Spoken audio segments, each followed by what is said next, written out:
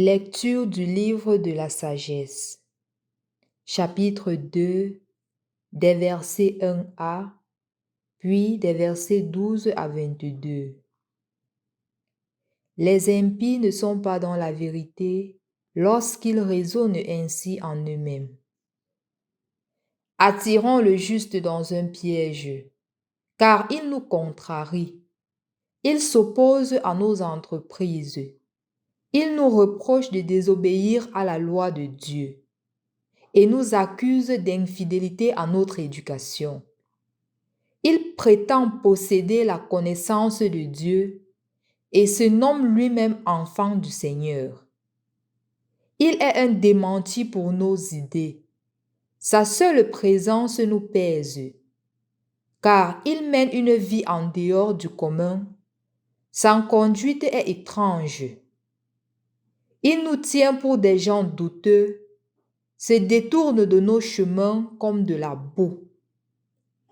Il proclame heureux le sort final des justes et se vante d'avoir Dieu pour Père. Voyons si ces paroles sont vraies. Regardons comment il en sortira. Si le juste est fils de Dieu, Dieu l'assistera et l'arrachera aux mains de ses adversaires. Soumettons-le à des outrages et à des tourments. Nous serons ce que vaut sa douceur, nous éprouverons sa patience. Condamnons-le à une mort infâme, puisque, dit-il, quelqu'un interviendra pour lui. C'est ainsi que raisonnent ces gens-là, mais ils s'égarent. Leur méchanceté les a rendus aveugles. Ils ne connaissent pas les secrets de Dieu. Ils n'espèrent pas que la sainteté puisse être récompensée. Ils n'estiment pas qu'une âme irréprochable puisse être glorifiée. Au nom du Père et du Fils et du Saint-Esprit. Amen. Loué soit Jésus-Christ. Chers frères et sœurs dans le Christ, il y a de cela quelques jours qu'un jeune garçon m'a abordé et il était très mal, très très mal. Et je me demandais vraiment pourquoi il était mal, parce qu'il n'avait pas le courage de s'ouvrir. Il arrive au bureau, il s'assoit et je lui dis comment tu vas, il dit ça ne va pas. Je dis qu'est-ce qui ne va pas, il n'arrive pas à parler. Il n'arrive pas à parler. J'ai patienté près d'une quinzaine de minutes, il était silencieux. Après, je lui ai remis dans une situation de confiance et il a commencé un peu progressivement à s'ouvrir. Et en effet, il se plaignait du fait qu'il est rejeté par tous ses amis. Mais j'étais en train de me demander, mais pourquoi tu es rejeté? Qu'as-tu fait de mal? Et c'est à lui de me dire que il a décidé pendant le temps de carême de ne plus aller boire avec ses amis parce que chaque week-end, il volait la voiture du papa, il partait boire avec les amis et il rentrait seulement le dimanche. Donc, il dormait chez ses amis avec la voiture et il ne rentrait que le dimanche. C'était devenu une coutume et il a pris cette résolution-là de ne plus le faire, de ne plus aller boire avec les amis et donc de rester à la maison. La première semaine du temps de carême, il s'est assez bien débrouillé, même s'il y avait la tendance. Et la deuxième semaine, les amis ont commencé à se moquer de lui. Et la troisième semaine, les amis ne lui parlent plus. Ses amis ne lui adressent plus la parole.